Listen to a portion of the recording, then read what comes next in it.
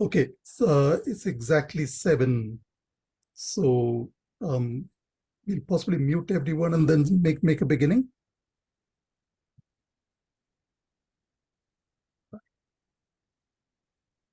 So can you hear me? Yes. Yes.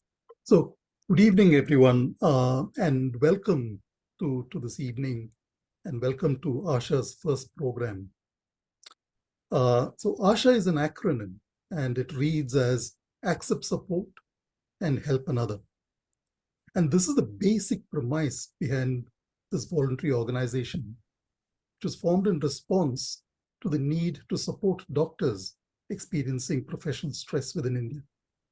So 10 of us who are all here, we are aware of our own experience of professional stress and ways of coping with it.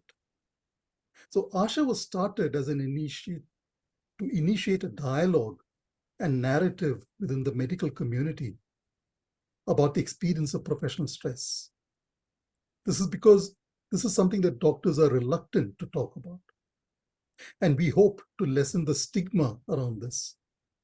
To this end, we have started a website, a Facebook group, a WhatsApp group, and we are on Instagram and YouTube. We welcome you to join us on these fora.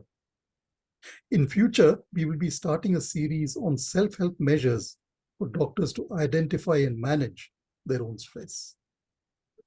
We will initiate an open online group for doctors to discuss professional stress, and we hope to be offering individual online support in future. All of this will be done with strict confidentiality. Today, we are commencing the first of a series of talks around professional stress. This is to enhance the discourse around stress in the doctors' community. We begin with a talk on preventing the most dreaded outcome of professional stress, which is suicide. Please look out for our further sessions on our WhatsApp, Facebook group, and Instagram groups. Today, we are honored to partner with IMA KSB in this, and wish to thank the IMA President, Dr. Joseph Benavin, who is with us today, for his unstinting support. Dr. Benavin has launched a classic project within months of his taking over as president, and it is called IMA Helping Hands, a suicide prevention helpline for doctors. We will be showing you the number to call in case of distress. ASHA is thankful for our opportunity to be associated with this. We're equally honored to have Dr. Ananta Dave to launch this series. So welcome, dear doctors, to this event, and we look forward to your active involvement in accepting support and helping another doctor. So I'd like to invite Dr. Alfred Samuel to introduce the chairperson for today. Alfred. Thank you, Dr. Arun. Hello, everybody.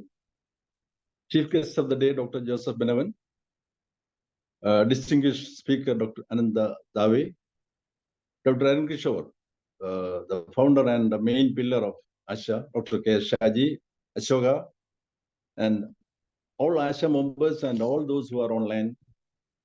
Thank you, Arun and ASHA family, for entrusting me this pleasant duty of introducing Dr. Joseph Benavin. He is a product of Calicut Medical College, much junior to myself, Arun, and ASHA. PG in Hospital and Health System Management from BITS Pilani, and leads the prestigious Luth group of institutions in Taliparamba. He was the treasurer and secretary of IMAGE, the prestigious project of IMA Kerala. Served IMA in so many other capacities like President of Social Security Scheme 2, State Secretary IMA Kerala State. Won the IMA Doctor of the Year at national level in 2015. And he was awarded the best State Secretary at national. And I'm sure he will definitely win the Best President Award also. Past Secretary of Private Hospital Association, past President of North Malabar Chamber of Commerce, is actively involved in many voluntary organizations. He activated IMA Kerala State Branch by his electrifying speeches and definitely forthcoming actions.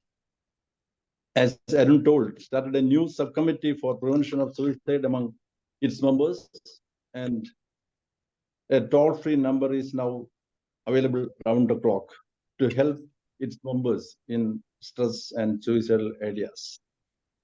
Married to Shiny, a garment designer and manufacturer, blessed with one daughter, Athena. Friends, Dr. Joseph Menavan, the right person for this defining moment.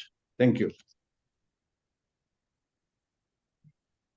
I'd like to invite Dr. Benavan to give his remarks.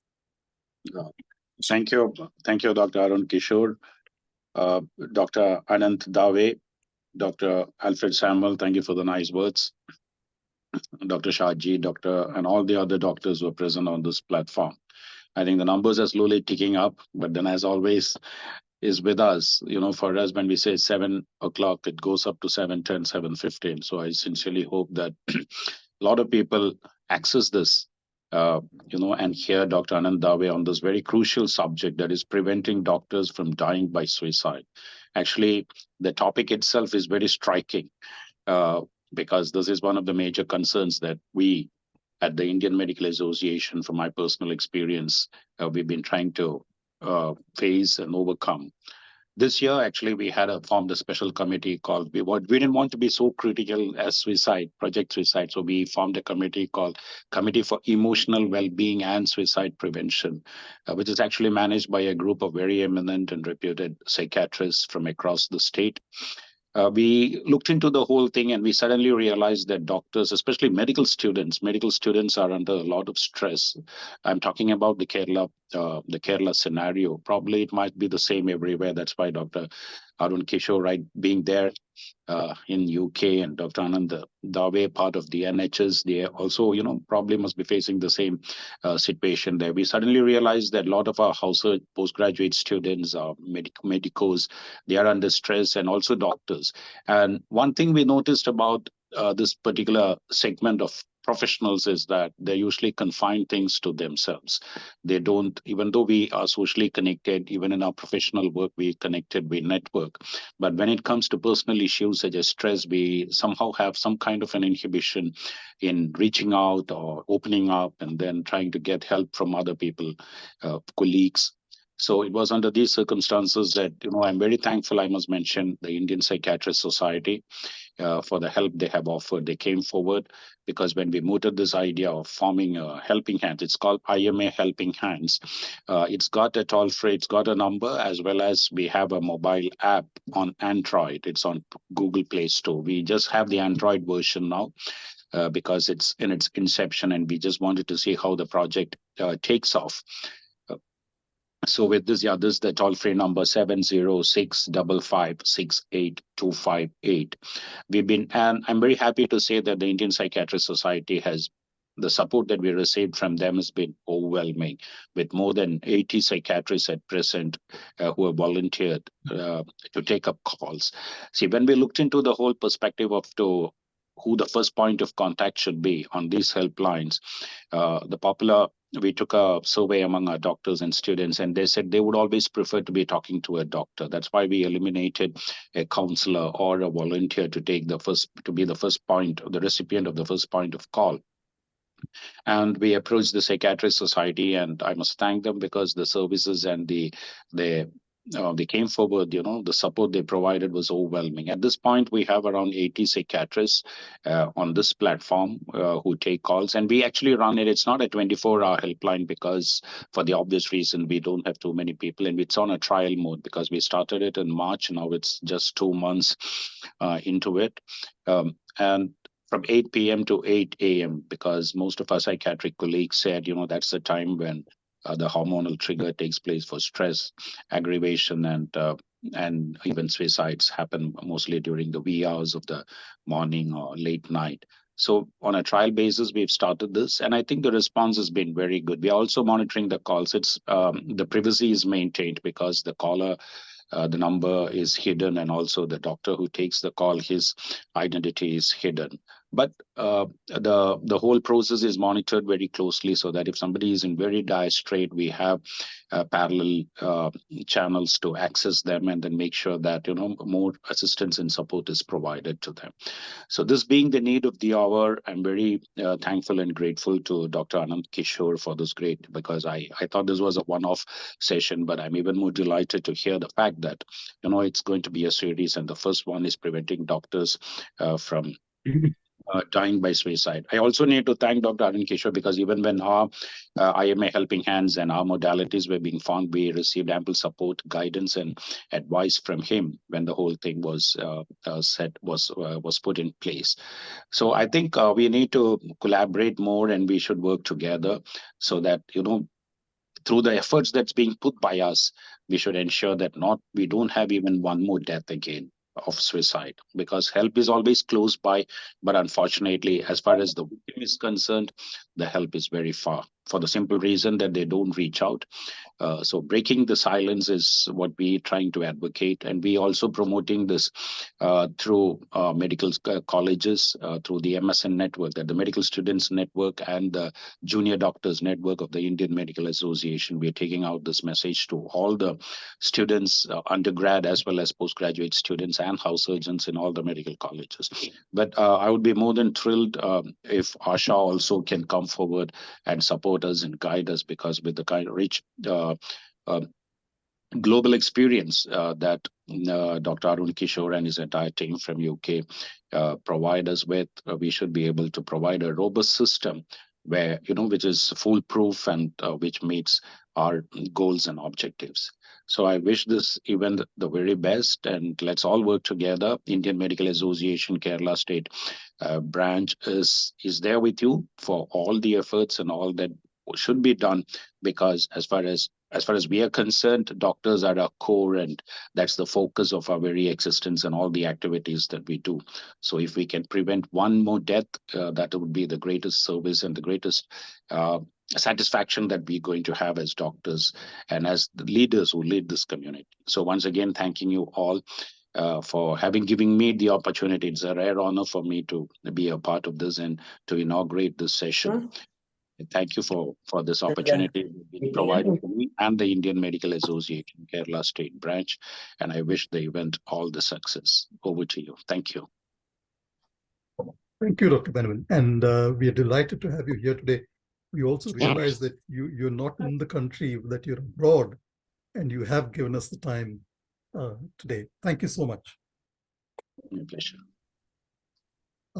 So I'd now like to invite Dr. Shaji to introduce the speaker for today. Thanks, Arun. I think it's my privilege and pleasure to introduce Dr. Ananta Dave, who is the Chief Medical Officer in the Black Country Integrated Care System. And she is also a child psychiatrist. She was appointed as the Presidential Lead for Retention and Well-being of the Royal College of Psychiatrists in 2023.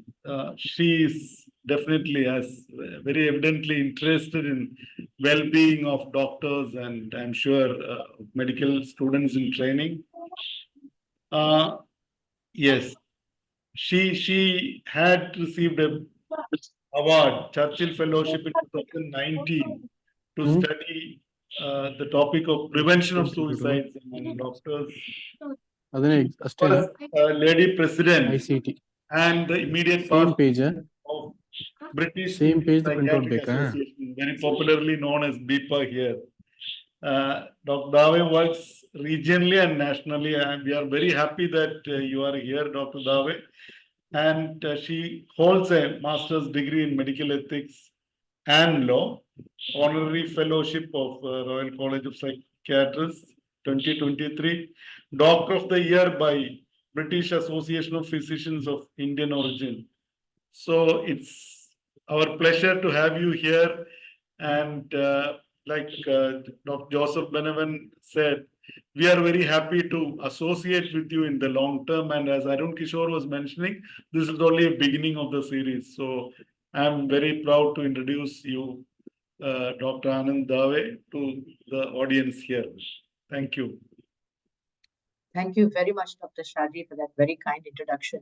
And to Dr. Joseph Benavan, you laid out what it is that you're trying to do as a collaboration between organizations. And I think you have actually encapsulated my talk very, very, beautifully.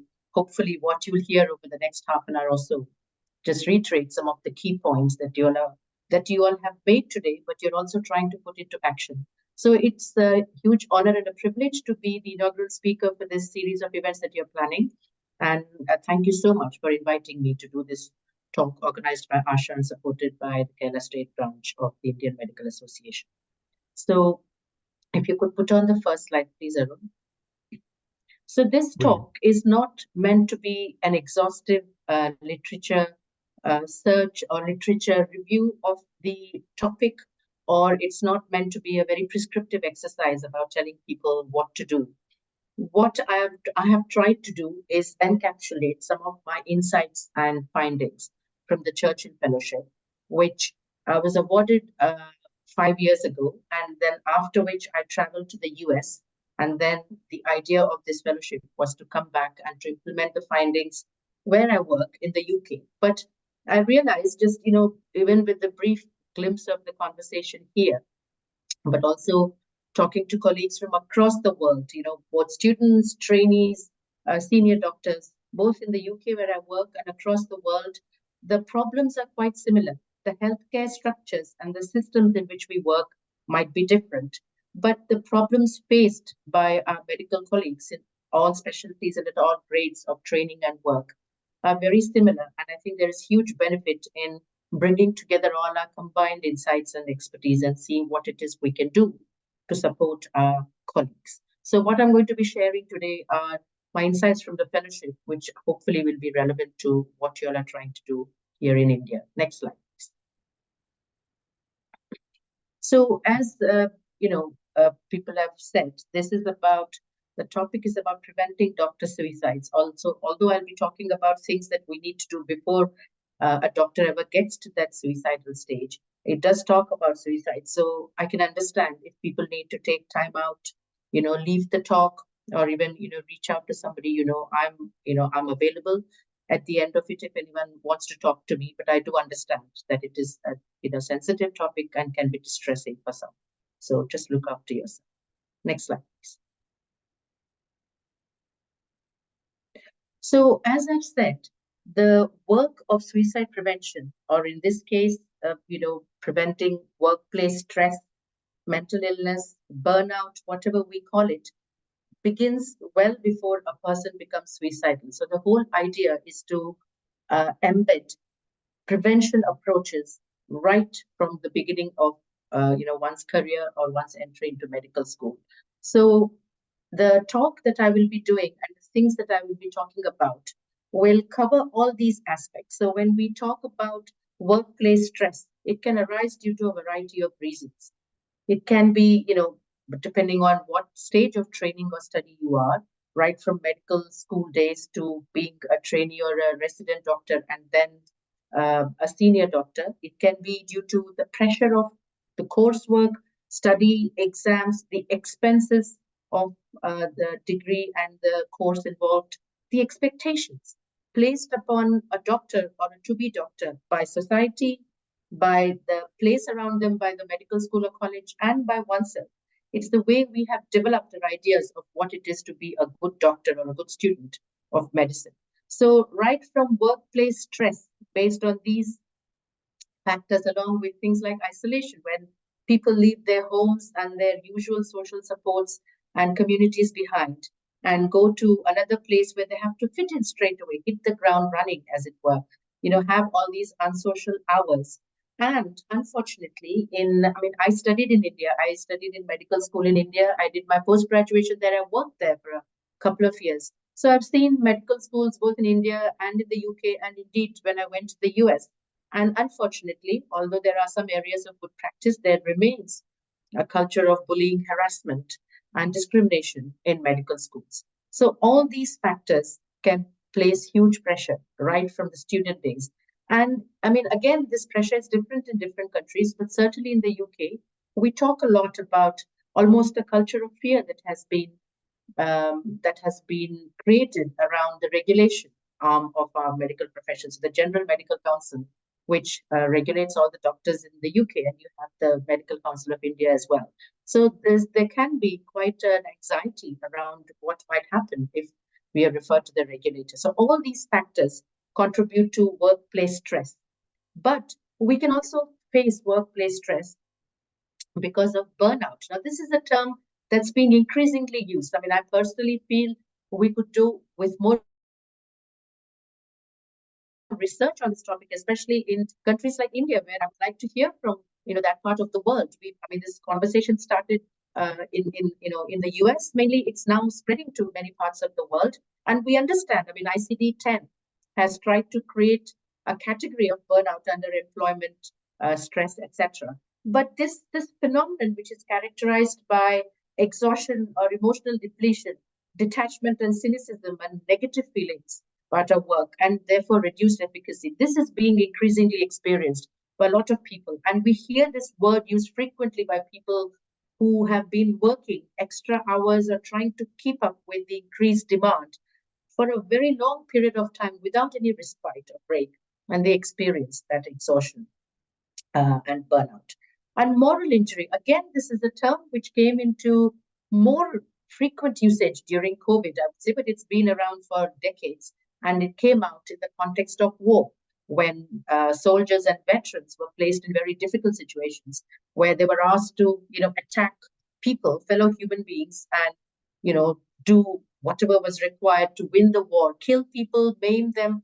So this concept of moral injury has increasingly extended to other branches of human endeavor, including medicine, where there is a mismatch between what it is that we would like to offer, or we feel we should be offering patients based on our values, based on our duty of care and what is required for recovery of patients, versus what it is that we are able to offer, whether it is due to reduced demands or inefficiencies of the system, reduced capacity, inefficiencies, or indeed lack of funding, etc., or the sheer complexity, which makes it very hard for us to do what we want patients. So this creates moral injury. So this can, again, lead to stress if you're placed in those environments all the time, where you feel there aren't enough beds, there aren't enough ventilators, there aren't enough medications. There isn't enough of anything to do right by the patient. It can place a huge stress upon the doctor. And of course, we know that we are also seeing a rising number of doctors, students, trainees coming forward with mental illness, symptoms of mental illness, both what we call as common mental health problems like anxiety, depression, chronic stress, but also the more severe ones, bipolar disorder, psychosis, schizophrenia, severe depression, and addictions to substances or alcohol. And also increasingly now, you might have come across, we are seeing more people coming forward with problems associated with neurodiversity, by which I mean things like autism and ADHD and dyslexia. So we are seeing a combination of all these problems rising, while on the one hand, it is good that people are coming forward and saying, look, I'm not, this is what is happening to me. We also need to make sure that our training, curriculum, supervision, workplaces, medical schools, and training environments are geared to actually deal with what is coming up. So these are all the ways in which people can either become unwell or experience stress in the workplace. And it's something that we need to be aware of. If we are trying to address the issue, we need to know what the problem is first. Next slide, please. And, of course, I'm talking from a UK-centric point of view, because that's where I work and that's where I'm most familiar with the data. But in India, or indeed in any other healthcare system, if we talk about the reasons why we need to look after our, colleagues, students, trainees, etc., of course, there's a moral thing. We do not want people to die by any reason. We do not want them to die by suicide. We do not want them to suffer from stress, burnout, or mental illness. And even saving even one suicide is one too many. And every life that we save makes a difference and hopefully gives hope to others to think that they can recover as well. But apart from the ethical, legal reasons, we have of saving somebody's life or treating everyone equally, in the UK, we have the Equality Act, which says that if somebody has a disability, whether it's an invisible disability, neurodisability, mental illness, they should be treated the same as others. They shouldn't be discriminated against. So there are ethical and legal reasons, moral reasons why we need to treat somebody well, make sure we look after them and save lives. But there is also an effectiveness case. I mean, we are all in the profession because we want to deliver the right care for our patients. And when people fall ill, or indeed right from medical school age, if we are losing medical students to suicide or to mental illness, clearly there is an issue of being able to provide the right number of doctors, of sustaining the future of the profession, of providing continuity of care and providing effective care. Because if we are not in a good place ourselves, it is going to become increasingly difficult for us to provide the kind of care that we would like to for our patients. And there is some literature emerging now about the link between mental illness and stress and burnout and a higher number of complaints and serious incidents and errors, whether it is prescribing errors or whatever other kind of errors. So there is a case to be made about the effectiveness of the healthcare we provide. If we want to provide the right quality of healthcare, we need to be looking after our doctors. And of course, then there's the economic case. Again, these are UK figures, but I'm sure you're all aware of what it might be like, or there might be work going on within India to look at what is actually the cost of all this. So if we are driving people to suicide, or if we are making them unwell, we are making them suicidal, making self-harm attempts, suicide attempts, or indeed becoming unwell or becoming addicted to alcohol. The underlying reasons, as we have seen, are many, right? From workplace cultures to pre-existing mental illness or burnout. And all this is costly for the healthcare system that we work under. So in the NHS, it has been said that bullying and harassment, so when people join, when they are new, when they are going through stages of transition, they can sometimes be very poorly treated. They might not be valued as they are. And we've heard of the culture in medical schools, whether it's ragging, bullying by seniors, whatever it is. All that is costing the healthcare system. So in the NHS, it is rumored to cost around £2 billion per year. And you all know the conversion rates. These are huge amounts. And this is an underestimate, I suppose. And of course, the cost of staff sickness. So if you have colleagues going off sick, the cost of replacing them with temporary staff, constant changes of staff, or working with a reduced team, all that is going to be costing the healthcare system. And what we call agency costs are the temporary locum workers we employ. Again, that's supposed to be costing the NHS in the UK, this is all UK, around £1 billion per year. So these are huge costs we are talking about. So if we want to use the money effectively, and in the UK, this is taxpayers' money, it's a publicly funded, taxpayer-funded health service.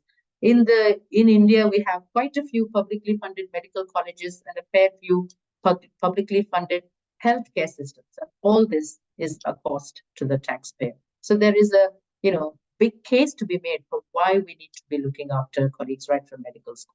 Next slide, please.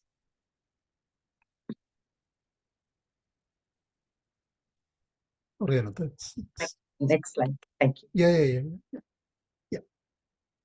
Thank you so much. So this is just a very short slide because you are much more familiar with the statistics in India. I mean, you've quoted some data. I mean, I was just looking up some information and I saw some very alarming statistics. I mean, these numbers are huge. 130 medical students died by suicide in the last 5 years. And I suspect this is an underestimate by any account. But also 37,000 students reportedly having mental health problems. And this is the National Medical Commission, which is talking about this. And I know they have started a range of initiatives that they want to do in order to look after medical students better. So these are people at the beginning of careers who are actually giving up, because they feel that the system is stacked against them and they just cannot bear the odds that are against them. Now, in the UK, we haven't yet become that sophisticated around collecting data based on breakdown by stage of training. So we have some data that, as you can see, around doctors as a whole. So one doctor dying by suicide every 3 weeks, 17 doctors per year. And this is based on the Office of National Statistics, which has been collecting data and refining its methods over the last few years. But so that is, again, I suspect, is not a full picture because there will be some deaths which do not get a suicide verdict by the coroner, some which get a narrative or an open verdict. This is the UK I'm talking about. So these, I think, these figures, as somebody said in the NMC as well, I think are the tip of the iceberg. But it is the cruelest of ironies that those who are entering a profession where they want to care for others are finding it so difficult that they give up on themselves. They take their own lives. They're not able to save their own lives, although they've come in to try and save other people's lives. And that's really an indictment on all of us, the whole profession currently existing, on leaders, on us as senior people. It's really a wake-up call for all of us. So these figures are shocking, whichever country, and there's no country in the world which is immune from this.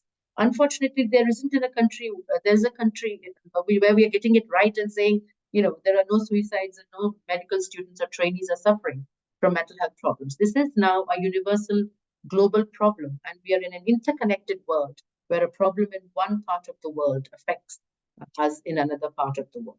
Now, in the US, I mean, lots of references to physician suicides, as they say, and some say one suicide per day in a year. But, whatever you see it as, whether it's, 250 or 400, depending on what methods have been used, what they say is that either a small medical college full of students per year or a big medical college students full per year are losing their lives to suicide. So you can just imagine a whole medical school class just lost to suicide. I mean, those are very striking statistics. So this is just to give you an idea about how this problem is developing throughout the world. Next slide, please. So with that background as to why it is that, I mean, it is preaching to the converted, but sometimes it just helps us to reiterate to ourselves, remind ourselves, why is it that we are doing this? What are the implications of this? And what are the various things we mean when we say workplace stress or people becoming suicidal? So how did I get interested or involved in this? Now, as a psychiatrist, I had been seeing the effect of patient suicides throughout my career. I've been a psychiatrist now for, I think, around 28 years in the UK and India combined. And patient suicides is something, sadly, that we had to deal with or confront very regularly as part of our professional work. Sometime after I'd gone to the UK, I realized that firstly, patient suicides were having an impact on psychiatry. So I initially began by looking at what was happening to psychiatrists. That was the field I was practicing in, still practicing in. But I realized that when a patient dies by suicide, it has a huge effect, of course, on the family, the bereaved, but the people, the doctors and nurses who were caring for that patient, it has a huge impact on them. So the emotional impact of our day-to-day work cannot be ignored. So whether we are in psychiatry or in any other branch of medicine, when we are caring for patients who come in with really heart-rending stories or life-changing injuries, people at the point of death, people having to, at the end of life. So it's really hard to see that suffering. Now, we are not immune from it. And I think medicine has tried to toughen us till now by saying that you should somehow be stoic, rise above all this, be strong, have a stiff upper lip. Do not give in to the emotion. Do not be weak. Do not become oversensitive. That's been what's been drummed into us, and it's a global issue. But actually, the very act of providing healthcare is an emotional act. It's not a neutral act. And by trying to deny that, we actually place a lot of burden on ourselves as to how it is that we are expected to be as doctors, superhuman, heroic, invulnerable, and we're not allowed to show that vulnerability. So that's what I started observing as I progressed in my career as a psychiatrist, as I started observing the effect of patient suicides or patient deaths and patient suffering had on colleagues. I realized that this was actually happening to a lot of people around us. And the other thing I realized is that we doctors come from the communities where we live and work. In the UK, we talk frequently about 1 in 4 of the population having a mental illness or will have at any point of their life, the prevalence. So we are not immune from that. We are part of the 1 in 4. So it's very likely that some of us come into medical school or the profession with a pre-existing mental illness, or some of us become unwell as a result of all that I've described that we face. So it can happen to any of us. It's part of some of the pressures that we face within the profession. And then I realized that throughout the time that since I've joined medicine, there was a steady drumbeat that I can remember of colleagues having died by suicide, but it was always hushed up.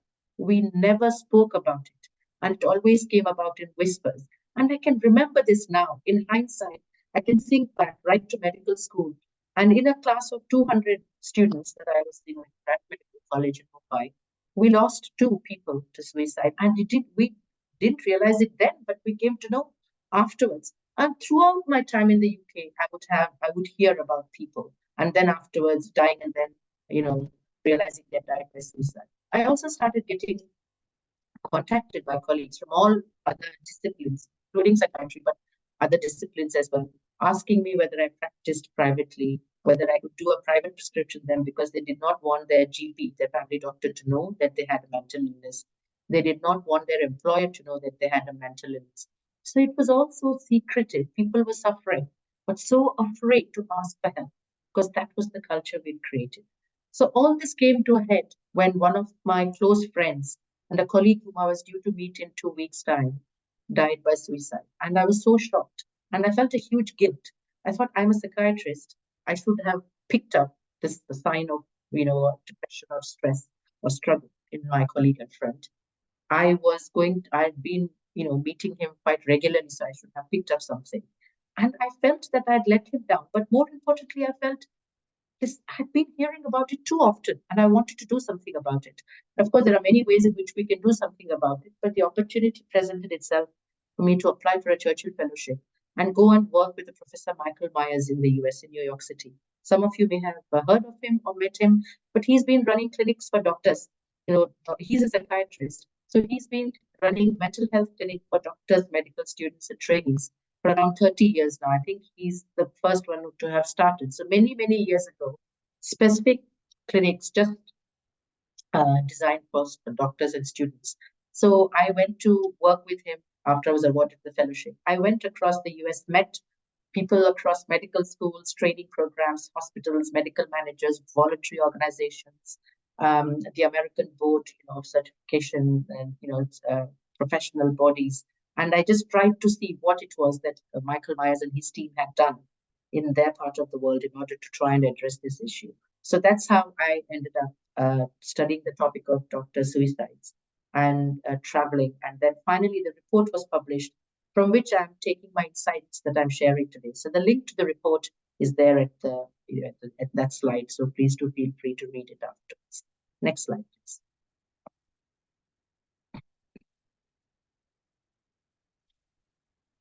So this is a slide which just is a snapshot of my findings and recommendations.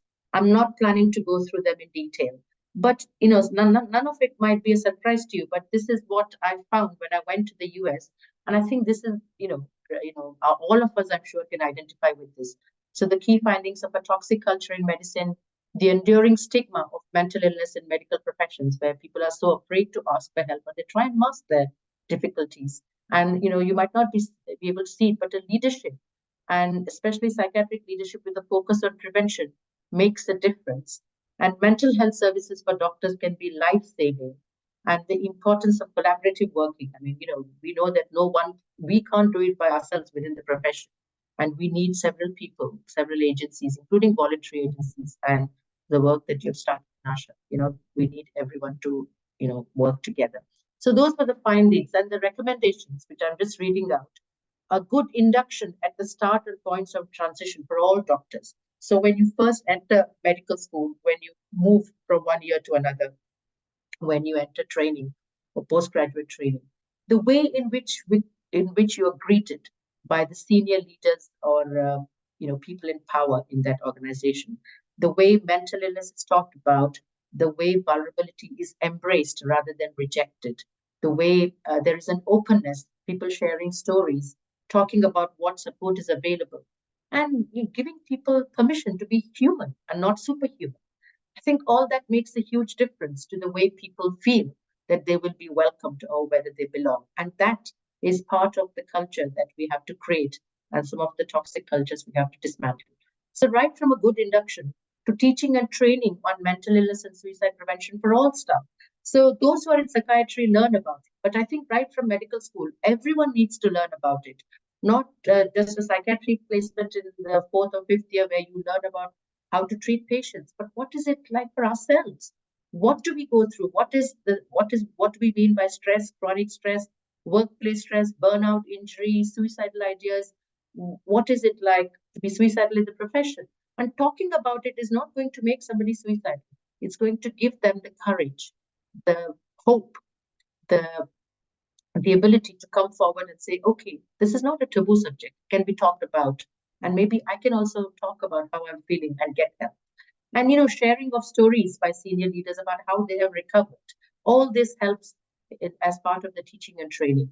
And having somebody, the third point is about accountable officers for mental health and well-being. So having somebody who actually is there to take a lead on this in every medical school or team or whatever. So people know whom to approach and who is going to be responsible. The provision of reflective spaces. I mean, this is a very broad term, and Arun does the Valiant groups in India, in the UK, and I know you do them in India as well. So it's about a place to come together where we can talk about the emotional impact of our work in a guided, non-hierarchical, facilitated way, and feel safe, be open about what it is that we're going through. You don't have to be ill. It's a part of looking after yourself right from the beginning. And I've spoken about the General Medical Council in the UK and the need for a fair regulator, because if you feel you're going to be referred unfairly, or if there is a fear about being referred to your regulator and losing your license to practice, that places a huge strain. I've spoken about mental health services for healthcare workers, the one that I saw Michael Myers doing. But what we know about doctors is that they are late in seeking help because of all the factors we've discussed. So although they have protective factors, they don't seek help till late. But when they seek help, they actually respond well to medication because they've got some of the protective factors. They know how things work and, they can recover well. So it's about making sure they get that help on time. Provision of suicide bereavement support. Now, in every organization where there have been suicides, I mean, that's bad enough, tragic enough. But the way we support the rest of the colleagues and staff after a suicide, whether it's a medical student suicide or anyone else's, is hugely important. Because there is, unfortunately, an imitation factor or a worry that it might happen to others as well. And those who are touched by suicide will be at higher risk unless we support them. So the way we support people, the colleagues and staff of those who have experienced colleagues, is really important. And the investment in research workers' mental health. So researching more into this topic, creating a body of evidence so that we can demonstrate the impact of what we are doing, but understand more about things like burnout, for instance.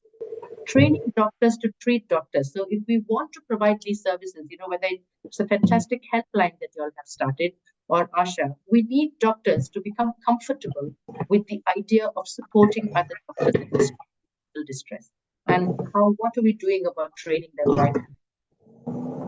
And I've said about setting up a center of excellence aimed at collaborative working, but it's really what you're doing, the voluntary and the professional body together and saying, let's all work together for a common purpose. So these are my findings and recommendations in a nutshell. Next slide, please. I'll try and finish in the next 5 minutes. So what I think Ananta, sorry to interrupt. is a way of capturing the insights that I have. Sorry, if people can mute in the background. Thank you. So Could people mute themselves? Can you mute yourself, please? Yeah, somebody's audio is on. Yeah, thank you.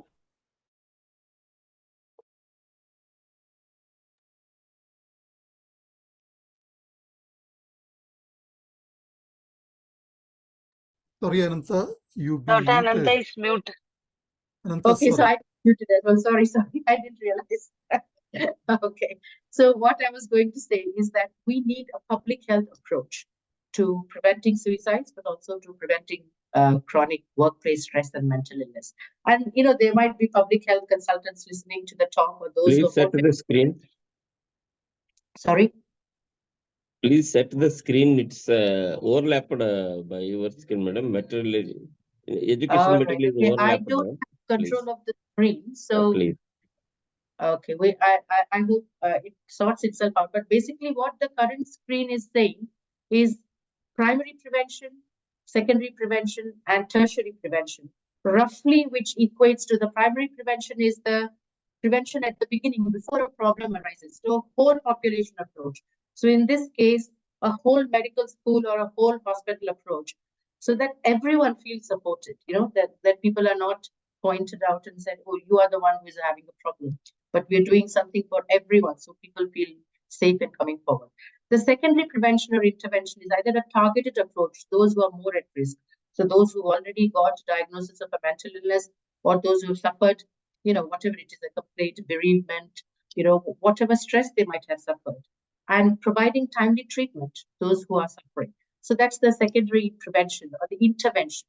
And the next one is the tertiary prevention. So it depends on the kind of support or the rehabilitation we give to those people who've already suffered, whether it is illness or suicidal ideas or burnout or whatever it is they've suffered.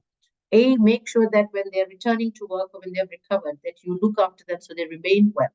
But also, for example, things like providing suicide bereavement support to those who have been affected.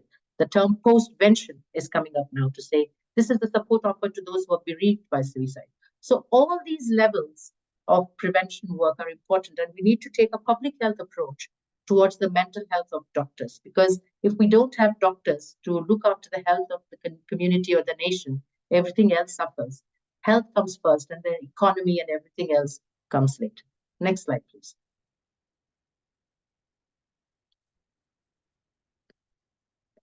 So, Arun, I'm not sure when I started and how long I have. So depending on that, I'm just happy to just go through the next slides or, finish. So please do let me know. But essentially, primary prevention. All right. So primary prevention, as I said, refers to doing things before a problem arises. So really important, we've all said this, that the approach and the help needs to start from medical school. So whether it is about the induction that we talked about, welcoming medical students, whether it is about role modeling by senior people about how they themselves might have struggled and come out the other side. And something about, I think, maybe renewing our conversations with society about what expectations they have from doctors.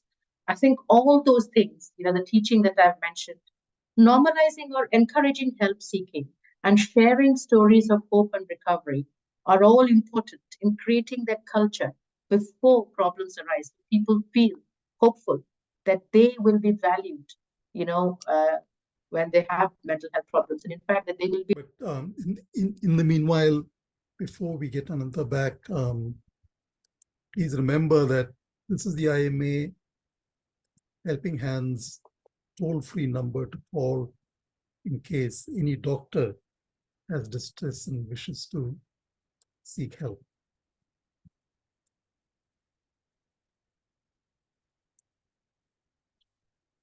I think you can also talk a little bit about what we aim for and what the concerns are during the time.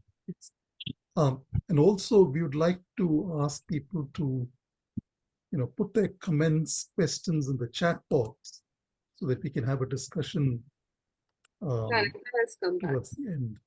She's in the waiting room. Yeah, sure. I've admitted her.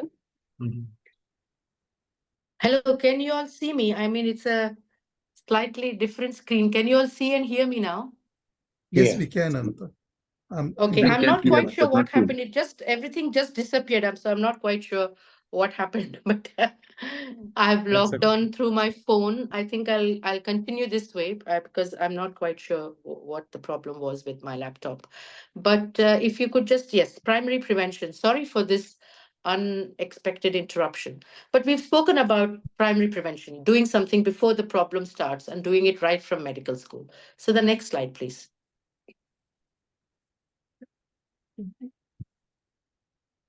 So secondary prevention, as I said, which I have loosely termed intervention, but it basically refers to the whole thing about giving the right treatment to people, making sure that when something happens, that help is available early. So right from something like a helpline or group reflective spaces. So some people might have hopefully not very severe problems, and they might just want, as you all have said, a helpline or somebody to talk to or be part of a group where they can discuss what they're going through before it becomes too severe. So it might be in the early stages, but sometimes they might need treatment. they might need treatment for mental illnesses. So making sure that we have problems for all severity and all levels of help is really important, so that people don't have to wait. Now, how we provide this help, when things are stretched, is a big issue. But this is where I think psychiatric leadership and psychiatric collaboration on behalf of everyone in the profession, comes into its own. And Dr. Benavan, you were talking about how the IPS and psychiatrists across the country have been really instrumental in helping in thinking about services, etc. So that's about secondary prevention. And I'm going to try my laptop now. So just let me see if that works. Recording in progress. Can you?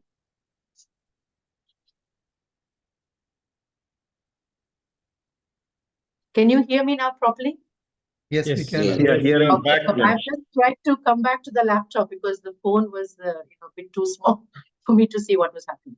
So I've spoken briefly about secondary prevention. The other thing that I feel helps is what I've called creating networks of belonging. So when you're struggling in the initial phases or later phases, being able to have people or groups that you feel you can identify with, feel safe. Now, it might be based on the geographical area where you work or your specialty, or it could be anything else. It could be a group based on some creative interests you have, but feeling connected, anchored, or part of a group where you belong, where you can be yourself. Really important as part of looking after ourselves and providing the right treatment. Next slide, please. Tertiary prevention, again, I've spoken about it. This is where especially I think voluntary agencies also come into their own, because, apart from the help provided in the workplace, there is something about reaching out to others in a non-work environment, doing other things, or talking about it with people who might have experience of other kinds of problems, even with other professions. Really important, but a range of these things is important in order to make sure that people who are returning to work, if that's what they want to do, those who are returning also get the right support. There are studies now showing that if people come back to work too soon, either because they feel pressurized or they're on the right support services, they are expected to pick up everything the minute they come back to work, that sends them into a relapse again. So this tertiary prevention is very crucial as well. Next slide, please. So people have already alluded to it. This toxic combination that we have created within the profession, the shame, the stigma, the secrecy, and the silence. And what Brené Brown says is that shame cannot survive being spoken. It cannot tolerate having words wrapped around it. What it craves is secrecy, silence, and judgment. If you stay quiet, you stay in a lot of self-judgment. So that's what we are trying to break, the barriers of that self-judgment and silence. And the work that you all are doing is really amazing because of it. Next slide, please. So as I've already mentioned, these points are worth repeating. Collaboration is key. That's the title of my report as well, constructing a cross-organizational collaboration. Medicine on its own cannot do this. So medical schools, hospitals, private practice organizations, regulators, voluntary agencies, initiatives like ASHA, postgraduate departments, everyone needs to come together in order to make sure that we are saving the lives of those who are in the profession of medicine, the vocation of medicine, and that we are working together. So the collaborative approach is really key to making sure that this is sustainable. Next slide, please. Coming towards the end. So you've already spoken about ASHA. In the UK, I'm the trustee of a charity called Doctors in Distress. And this was set up by a pharmacist who lost his doctor brother to suicide. So his brother, Dr. Jagdeep Sidhu, who was a cardiologist, died by suicide in 2018. And in the wake of that tragedy, Amandeep Sidhu, his brother, decided to set up this charity called Doctors in Distress. And this was around the time I was doing my Churchill Fellowship. So I got involved, and now a trustee. But this charity is doing what it is that you're trying to do in ASHA in India. I think there is a combination of protecting mental health of doctors, preventing mental illness, and promoting, the idea of looking after oneself. So there is no healthcare without self-care is the motto. And this works in the UK to provide those reflective spaces, confidential, advice and signposting. And it goes into hospitals, medical schools, and various other places to talk about, reduce the stigma around mental illness in doctors and workplace stress, burnout in doctors, and to reduce it. Next slide, please. So along with all the things that we've discussed at various stages, there are a lot of other things that need to happen in the background. We've talked briefly about research, but collecting the right data, accurate data, is important as well. So we know the true extent of the problem and that there is reliability in what it is we are saying. Now, it's still a piece of work which is happening in the UK. We are not there yet, but I think everywhere in the world, we need to start with the right data and have that very strong quality improvement approach, and the learning that we can get from suicides that have tragically happened, and creating a knowledge and insights database, a repository, if you like, people sharing stories, case studies, blogs, podcasts, articles. All of these actually help to open up conversations, bring it out into the open, take away the layer of secrecy and the hiding that happens in this area. So people sharing stories, really important. And for me, it's, this is something that I have personally lived through. When around a few years ago, as a consultant, I went through a very severe episode of depression. And at that point, I was really ashamed to seek help. I didn't think I would recover. I was in a dark place, didn't tell anybody about it, didn't feel I could tell my GP, didn't feel I could tell my employer, went off sick, still didn't seek help because I didn't know what to tell my GP or employer. Finally, I had to go for a workplace assessment, an occupational health assessment, to see if I was fit to return to work. And then, that came out. And what that doctor said, I will never forget. He said, you can come back and be a very good doctor. You can recover from your severe depression. But to be a good doctor, you need to learn how to be a good patient. And I will never forget that. And, I have recovered, and now I try and tell people, you can come out of whatever dark place you're in. You can be what you want to be. You can thrive. Your past might be a different one. It's not an inferior one. You can still do what you want to do. Next slide, please. So, this is what I was saying. We are patients sometimes, we are doctors sometimes. But as, we are working in the medical profession, the best message we can remember is advocate for your colleagues as passionately as you advocate for your patients. You don't give up hope on behalf of your patients. You don't tolerate stigma for your patients. Be that same advocate for your colleagues as well. Next slide, please. And, amidst all this, of course, there are things that organizations need to do, but there are small things we can do at an individual level, whether we have a position of power or decision-making or not. Each of us can, in our own way, by the way we act, behave, be curious, be compassionate, speak up, call out, question, learn, inform ourselves, be an ally for somebody, be a buddy. We can do something individually as well to change culture, one person and one conversation at a time. Next slide. I think it's the last. Yeah, so I just want to say that, this talk is dedicated to all those across the world, all medical professionals and colleagues who have lost their lives to suicide. We shall not let your lives be lost in vain. Thank you. Thank you.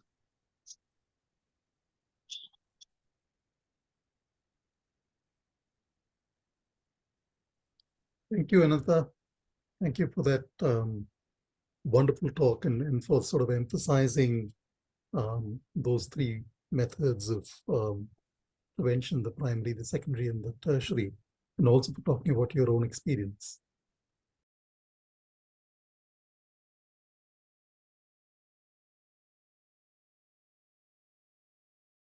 I think it's time for questions, and I think people have put some questions in the chat.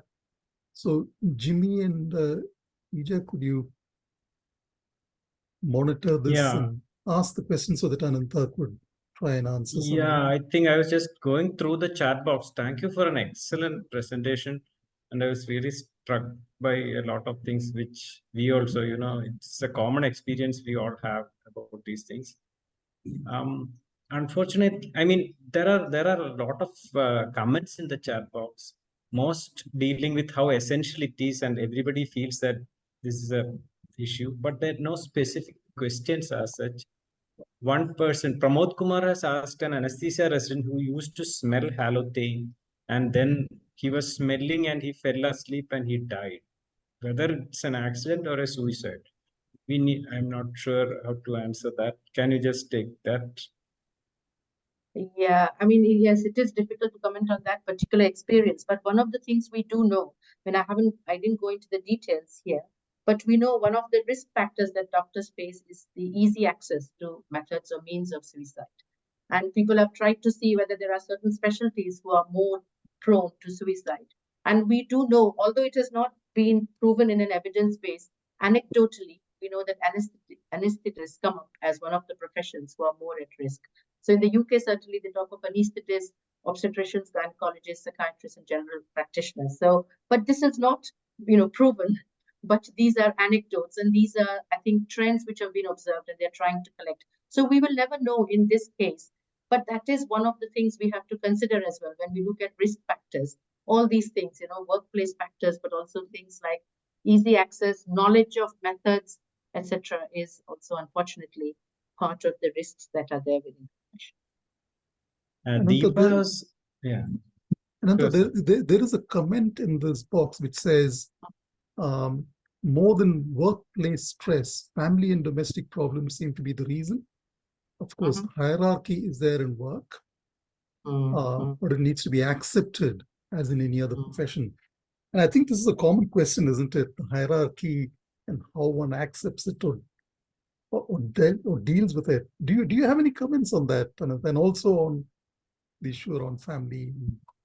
Yeah, I mean, I think it would be, very remiss of us not to accept that there will be factors beyond the workplace which can cause stress. And all of us are human beings, members of families, with a life outside work. So that's bound to impinge on what is happening. I think firstly, absolutely, we have to set our own house in order, knowing that people may be going through problems outside the workplace. We should at least try and do what it is we can do within work environments in order to minimize stress. But more importantly, I think if we create a culture where people are welcomed to talk about the problems they have or the vulnerabilities they have, whatever it is, whether it is stress due to life events or due to any other unexpected event, if we create a culture where talking about that is thought of as accepted, encouraged, and easy, then people will feel able to share. I think going through stress can happen to all of us. What makes it very difficult is when you feel that you're not allowed to talk about it, or that when you talk about it, you will somehow be thought of as weak, inferior, or not coping. That's the culture that we need to, break down. So I think, A, create that openness within environments, and B, yes, be aware that stress can happen through many places. I think the second one was about hierarchy.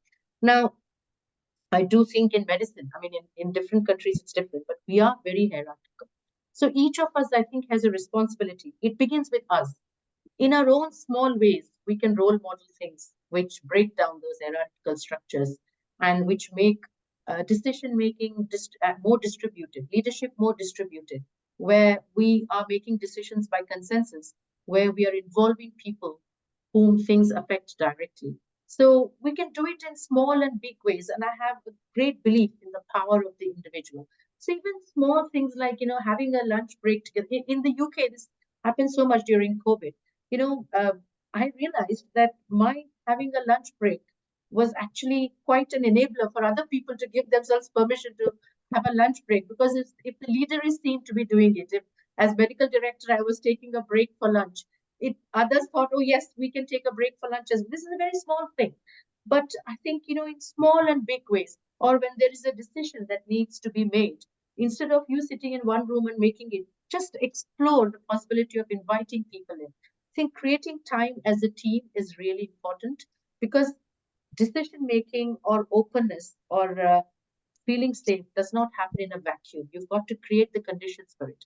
So if you create an environment where people are meeting as a team regularly, whatever team you work with, having those difficult conversations, talking about decisions that need to be made also, can be done more easily. So I think that's how you slowly start breaking down hierarchical structures and appoint people with the right values when you next have a chance to choose a leader for your team or college or department or whatever.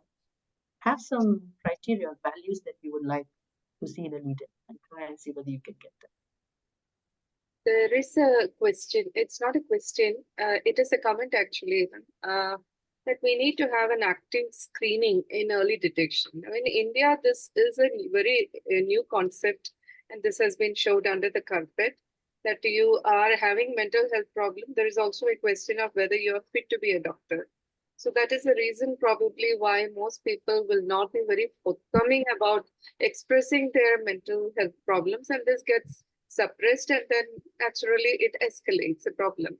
So, so one thing is how to get people to be forthcoming, and second thing is how do we actually know the magnitude of the problem? They say, how can we screen for the actual incidence of this problem, which you said as part of primary prevention.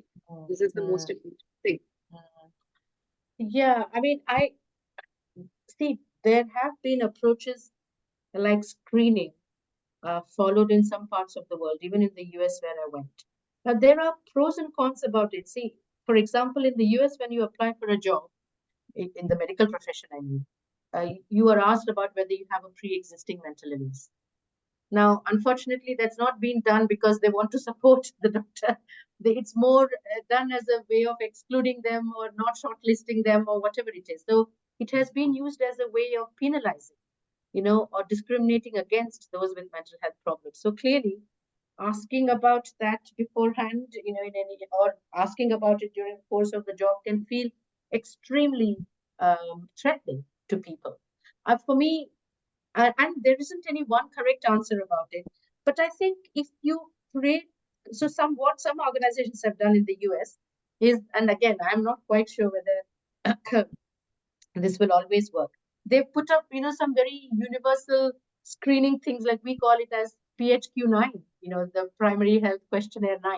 So it's a very universally accepted general screening tool for things like depression, anxiety, etc.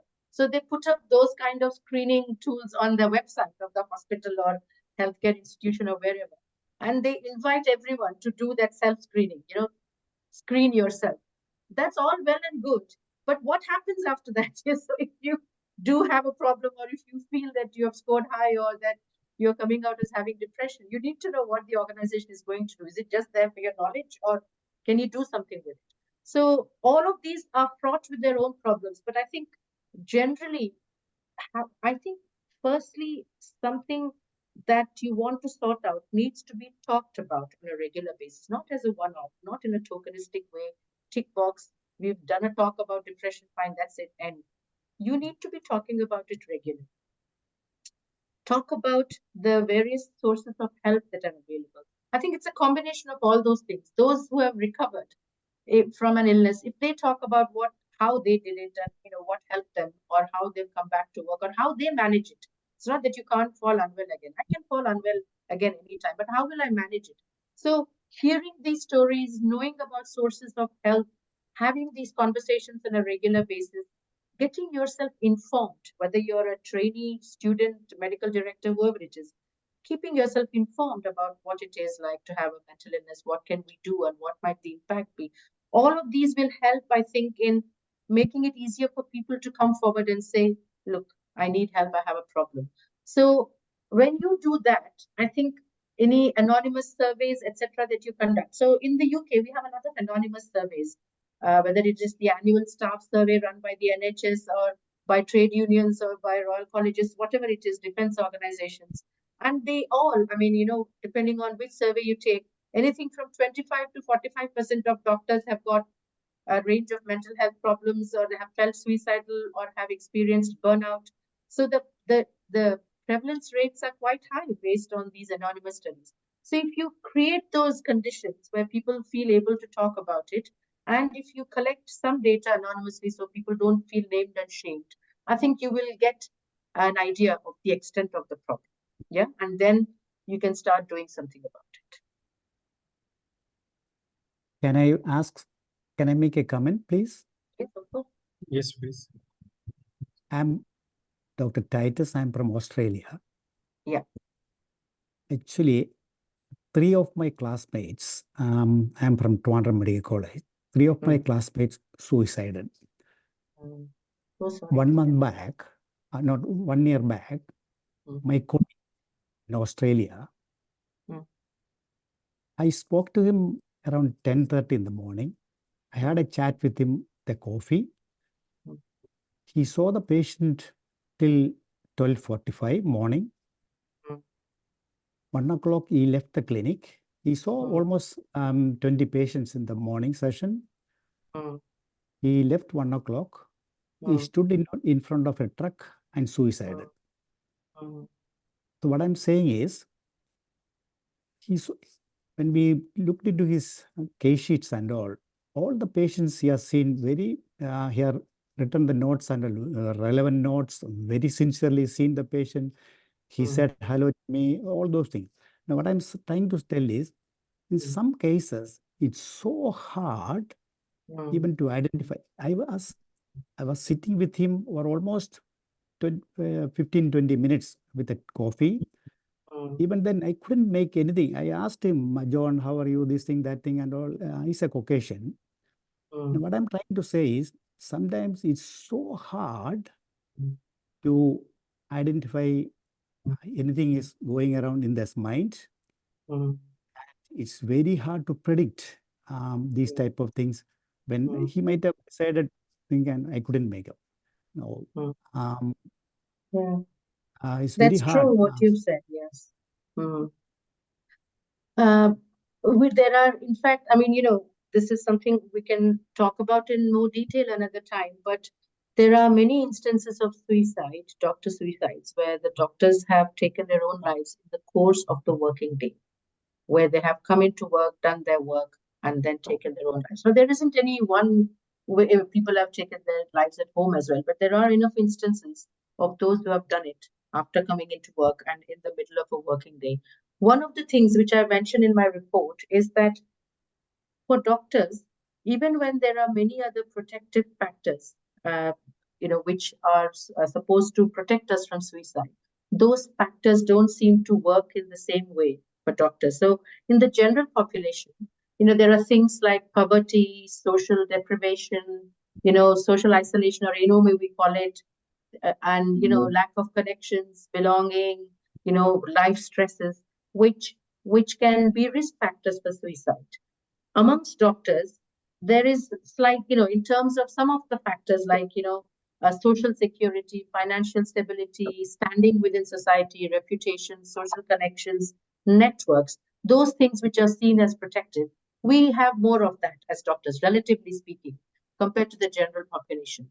But that does not always protect us. What might be protective in another profession, within doctors, it's less of a protective factor because amongst our profession, we very highly identify with our vocation or with our professional calling.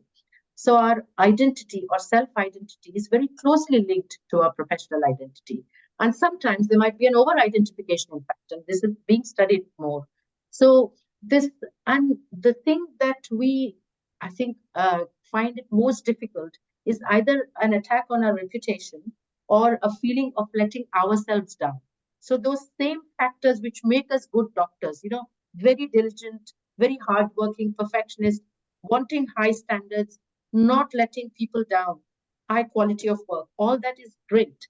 But those very factors can then sometimes turn against us when we start beating ourselves up for not doing things well.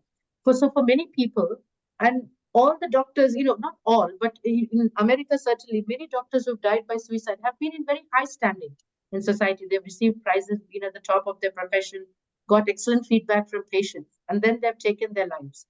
That's because the threat of that reputation being damaged or anything happening to take away those high standards that they have set themselves is very threatening and very difficult. That's part, I think, of the culture of medicine. We have this image of a doctor having to be really very high performing and superhuman almost, and no vulnerabilities allowed. So Unfortunately, there are many cases, like you have said, Dr. Titus, and I can just understand how difficult it must have been. And that's the bit like how I felt when my friend took their own life. And I felt that how did I not, know about what was happening? So not only do we, beat ourselves up, we are very good at masking ourselves, unfortunately. We are very good at developing this veneer, because that's again what's been taught to us from the beginning of medical school. Mask your emotions, be tough. I would like to share my experience. I'm Dr. Veena Kapoor. I'm one of the senior psychiatrists. I've retired now. I remember 25 years ago, I had presented a paper called Physician Heal Thyself. And I think Dr. Neki was probably the only one who came to me and, shared how it was so important to do that. Now, then when the email culture started, I started a group at that time, and I invited people, to come to that. And I found that only 4 or 5 people came, and they also sort of, maybe something I was doing wrong, they also stopped after a while, although it was a confidential thing. Then now I started a group called Couch Anonymous, because my tendency is more for therapy, and I thought this may invite some people. And I must say, 4 or 5 senior people did respond. But after a while, again, it got stopped. Then I started another group, which is the Lady Psychiatrists of Delhi. And our subject was that, we are all going to share ourselves, our stories. It wasn't just suicide, it was just our suicide. And that was much more successful. And we were about 17, 18 ladies, and most of them shared, and we felt so close to each other. So I just wanted to share this, that is very difficult for doctors to come out, even to talk to another doctor. No, absolutely. And I think your efforts all those years ago are to be commended. And no effort goes waste. As you said, when you did this group, so many more people came forward. There is something very difficult about sharing, but when it does happen, it can be very nurturing and very supportive as well. So it's how we create those conditions. Isolation is a big killer. I think if we feel that we are alone and that nobody else understands what we are going through, that is a extremely sad situation to be in. So whatever we can do to break down those barriers of isolation.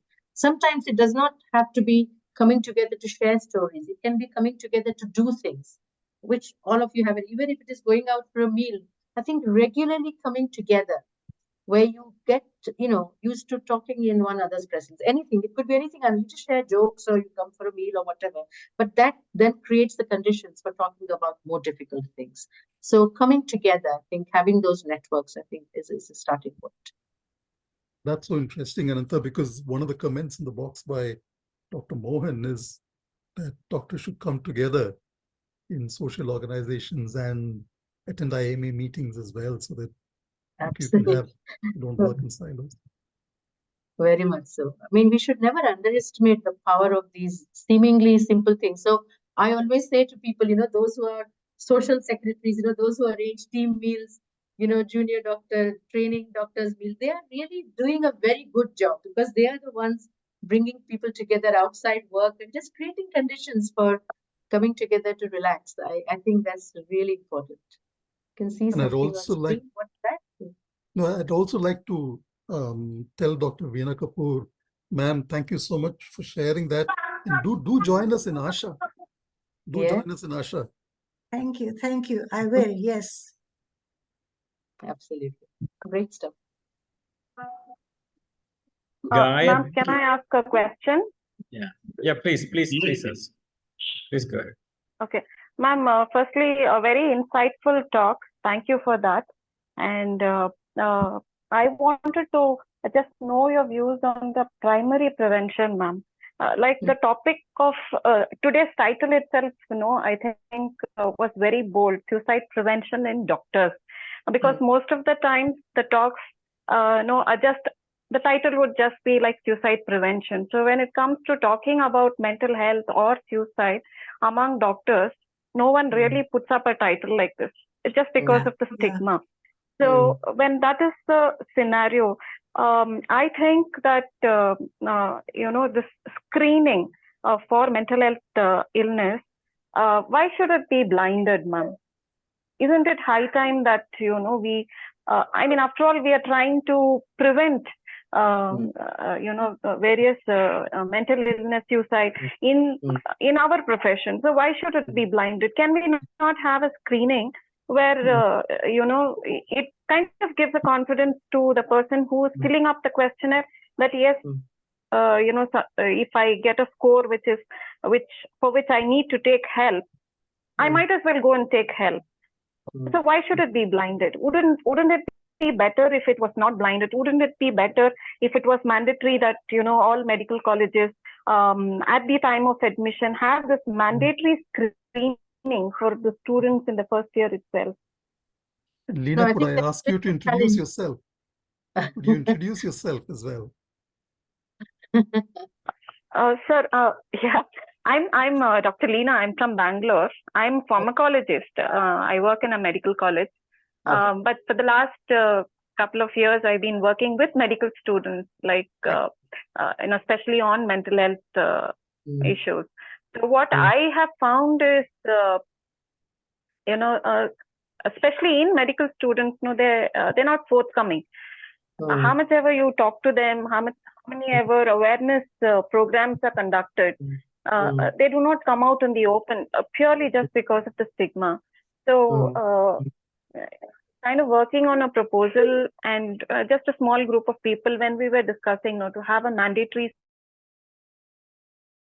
screening, there is always this element of, it may not work out, and it should be blinded, that thing. So, I mean, I wanted answers from experts, like in this group. I think a lot of experienced people. Now, why not make it mandatory? Why not talk more openly about it? I would like to continue that. I had joined Batra Hospital, and there always is a form.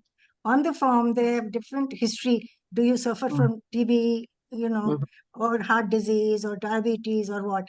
And general physical examination. They'll have everything else but psychiatry. So I included that, in that form. First, there was some, objection to that, but then they found that it was useful. And the first people who responded was the security guard or the driver, people like that who had alcohol problems or problems with their wife or something. But then when the doctors would come, they would see me there, sitting there, and I just asked them a general question. And they said, what do you want me to talk about? And I just pick it up as a social remark. And then they did open up, after, it's almost like they were waiting, to open up a little bit and talk about it. Somebody to give them permission almost. Yes. I mean, coming to your question, Dr. Lena, I think it's an excellent question. See, for me, there are two things. That is the aspiration that we all have, that people should be able to really disclose or open up without fearing any retributions or anything, that it will be seen as a positive thing and they will get the help, because then, they can do something about it fairly early on. And that is what we should all be aspiring to. There are some organizations in the US, as I said. So what I would say is, in some places, the culture might also already be ready for it, for people, as you were saying, Dr. Veena, where the culture might be ready for people to open up and say that this is what we are doing and it is welcomed. In some cases, it may not be, and people might be worried that it is going to be used for the wrong reasons. So there are two things. One is, in those cases where we are not yet feeling comfortable about doing an open thing, where we reveal ourselves, where, where we don't have to blind it. Let us continue to work, all these things that you've talked about, the primary prevention, the raising awareness. There isn't any one thing which is suddenly going to break down all the barriers, but a combination of all these over a period of time certainly gives people the confidence that this is sustained. It's not just a tick box one-off, and people do mean it. They want people to come forward and talk, and that they actually value doctors with mental illness, because it doesn't mean that they will become worse doctors. They can actually be very, very good doctors. So I think continue creating those conditions. The best way of embedding any policy is to talk directly to the people who will be involved. So as you said, I think you were saying, Dr. Veena, that you actually spoke to everyone. They all felt that it is a good idea to do it. So when you arrive at that consensus, when you take the views of people and you agree jointly, So rather than one person sitting in a room and saying, I'm the boss, I will do it this way, doing it as a form of consensus will actually help it be employed better. The other thing I would say is those places which are already doing it, please collect the data and publish it. I do feel that we need more data collection and research in this field so that those things which are working, where things have started moving, where things have started making a difference, we need to hear more of that. We need to hear more of that good practice. So others can learn and say, yes, this is how they have done it. And we can start doing it as well. So that's what I would say. Thank you so much, Ananta. I think it's time for us to bring this to a close. And we have somebody who will Sir, from summarize. Belgaum, sir. I'm really sorry. I think we need to. I know that we haven't heard everybody's voices yet. Apologies for that, but it's just time constraints. So we if you do have questions, I'd suggest that you put them in the chat box. If you have comments, please put them in the chat box. We also have a WhatsApp group, which is very active. We have Instagram, which is active. We also have a Facebook group. Please join us. And at the end of this, we'll put in an email contact that you can ask where you can join all of these groups. But I'd like to now invite Dr. Varghese Punnus, who will now summarize the thoughts that we've heard today. Varghese, would you like to come in? Yeah, good evening. Very nice talk. Thank you, Dr. Arun Kishore. Very nice evening, very enriching weekend to hear from Dr. Ananta Dave, who was trained in India, worked in UK, researched in USA, and now speaking to a global audience on a topic which is very, very touching and close to all of our lives. Even though at the beginning she made a mention that she is not going to be prescriptive, she is going to be reflective. That's very true. All of us, actually, I counted 135 people at some point of time in this group, and maybe perhaps more people who joined through other platforms. I'm not sure, but all of us, I'm sure that we could connect to the reflections. We were all reflecting our own clinical experiences, our own personal experiences with our colleagues throughout your presentation. But also at the same time, even though that did not appear to be prescriptive, so the research you have made, sharing the findings and the recommendations, that definitely to some extent that will help us to find out the solutions for that. Dr. Dave brought out three important, apart from, I'm again happy that she did not go into the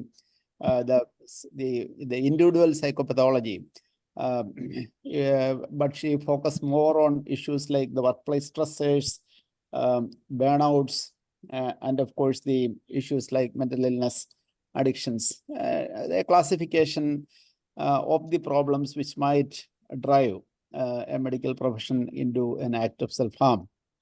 So personally for me, the concept of moral injury, that sounded very interesting, because we were all searching for such a term when we find we are in conflict with the values which we hold to ourselves. For example, recently one of my colleagues, she said she wanted to quit psychiatry because she was forced to sit in a medical board where the termination of pregnancy beyond 24 weeks was allowed by the court of law.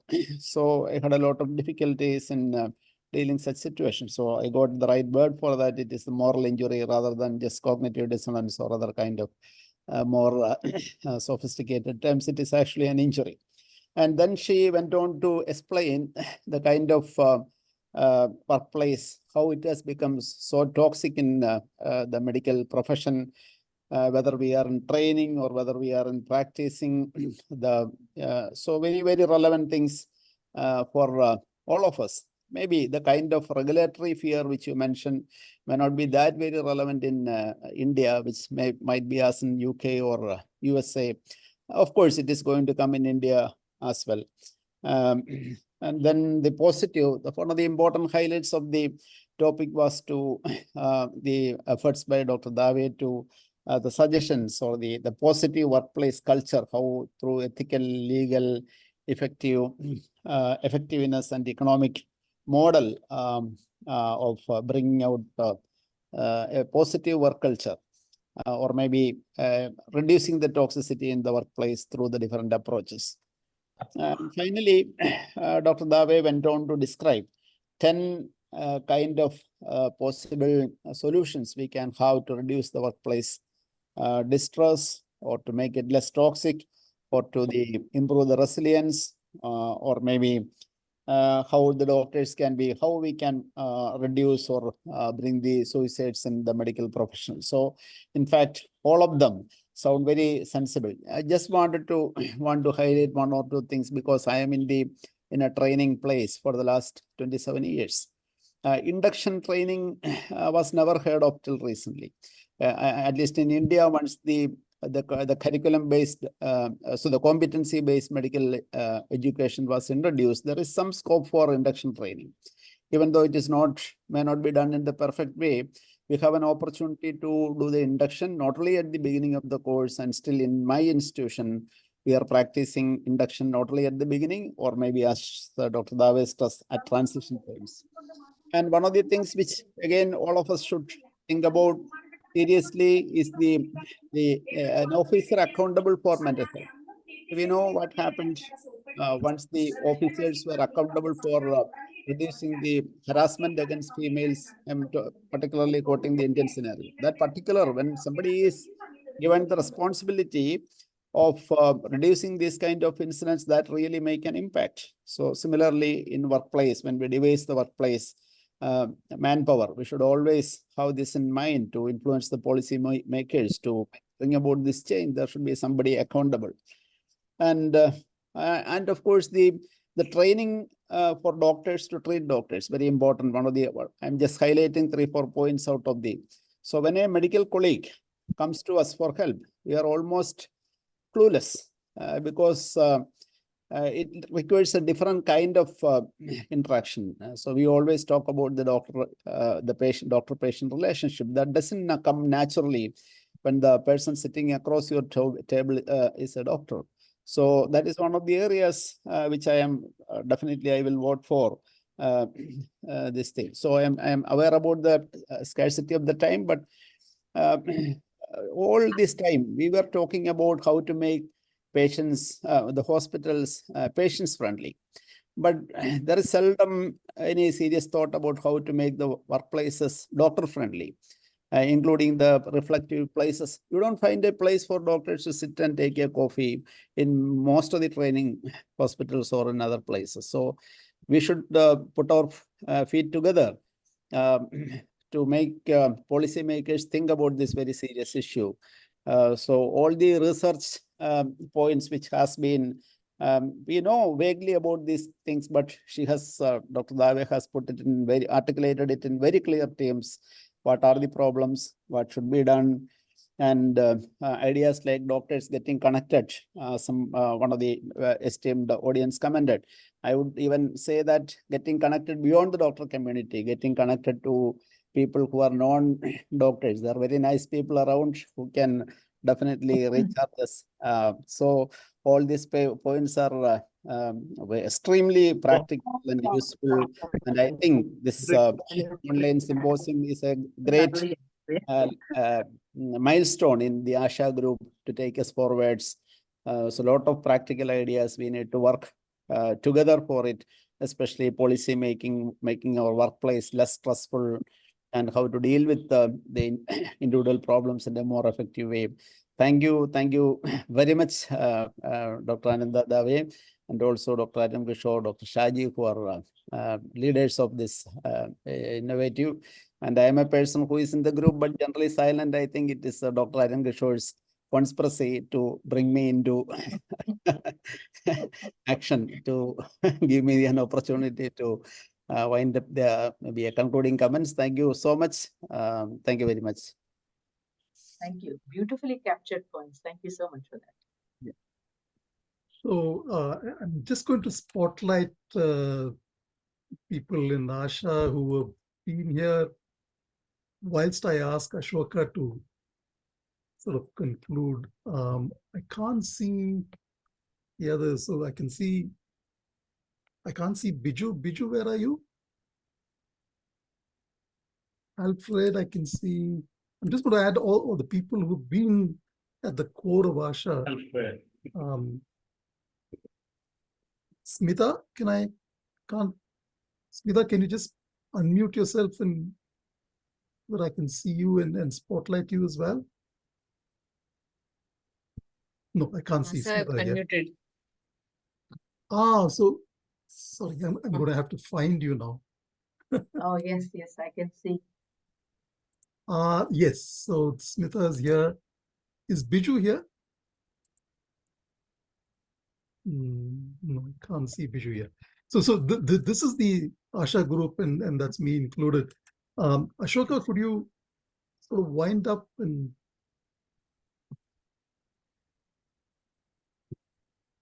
Unmute. Good evening, everyone. I'm really honored to be here tonight to propose vote of thanks for this program. Today, we had an exhaustive discussion at length on the topic preventing doctors from dying by suicide by Dr. Ananta Dave. IMAKSB also has various committees like Mojanam, Preventing Drug Abuse and Substance Abuse, Committee for Emotional Wellbeing and Prevention of Suicide, it's IMA Helping Hands. With same motive as ASHA for doctors, I hope IMAKSB and ASHA for doctors who can work together and plan future activities to save the young doctors or medical students who are stressed at workplace or their institutions, so also clinicians burnout, mental illness, and addiction. Let me come to my duty to thank all of you. I would like to express my heartfelt gratitude to our respected State President, Dr. Joseph Beneven, for chairing this session. We are truly honored to have you, sir, for this program.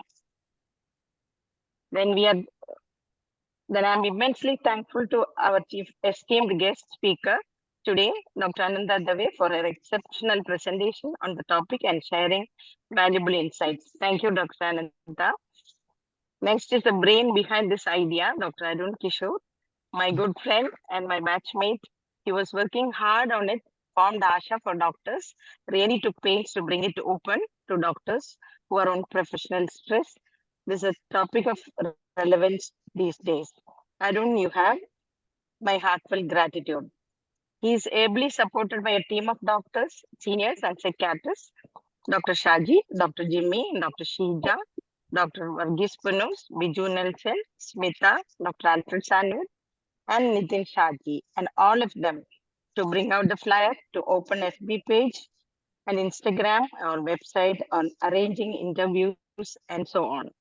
Then I'm so grateful to all the doctors from Kerala and all different states and even different countries who are here for being part of the program. We had a live and interactive session by their valuable inputs. I thank all the senior psychiatrists supporting the group. And once again, a big thank you to one and all. Jai Hind, Jai Hind. Thank you all. Thank you, Ashoka. And also like to acknowledge that, senior psychiatrists like CJ John. I didn't see him here. I take this opportunity to congratulate Dr. CJ John. He had an award last month or so, Child Psychiatrist Kerala Award, for his contribution to healthcare. So congrats, sir, in his absence. Amazing. Joseph Beneven, yes. Joseph Beneven, IMA, yes. Yes. So thank you all. Thank you, Ananta. Thank you so much. Thank you for making me part of this. Well, thank you. Amazing initiative and all the very best. Thank you. Thank you. Bye-bye. Thank you, Arun Kishore, sir. See you. Thank you. Thank you all. Arun. Thank you so much. Bye-bye. Good night. Thank you. Thank you. Good night. Bye. Alfred. Sudarshan. Banana.